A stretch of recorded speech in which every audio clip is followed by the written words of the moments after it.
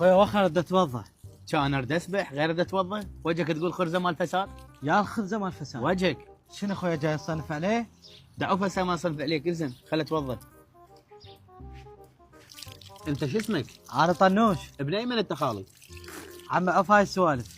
ليه؟ اقول لك هذا شنو فيلم هذا الزلمه؟ خويا هذا كل ما اجي للجامع اجي اول واحد قدامنا موجود، مبين عليه مؤمن هذا. ماكو مؤمن مثلي، باكر اجي قبل الصلاه نص ساعه والا اصلي قبله. اليوم جيت انا اول واحد للجامعه، اريد اشوفه شلون يغلبني اليوم الا اصلي اول واحد. هاي شنو هاي؟ الله اكبر. هاي شنو هاي؟ هم يصلي قبلي؟ تخيل تعال تعال. اخويا ايش بيك شو تريد؟ اقول لك هذا شنو هذا؟ انا كل ما اجي اشوفه يصلي قبلي.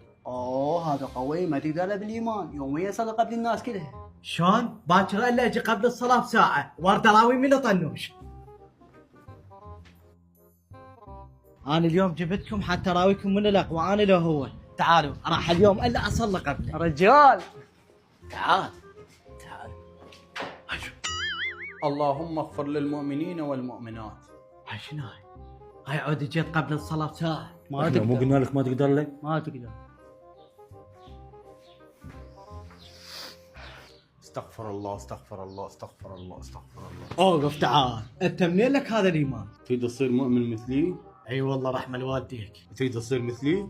اتزوج 2 نسوان. يعني نتزوج 2 نسوان يصير مؤمن مثلك؟ يلا راح اتزوج الثاني.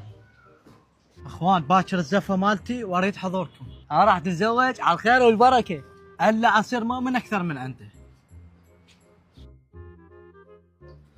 ماكو مكان انام بيه غير الجامع، خلنا نبات بالجامع. عرفت سر الايمان؟ وجهك تقول خرزه مال فساد، تعال نام يمي طردوك. الله لا يوفقك، اقول كل ما اجي القاك بالجامع طلعت مطرود. الله لا يوفقك.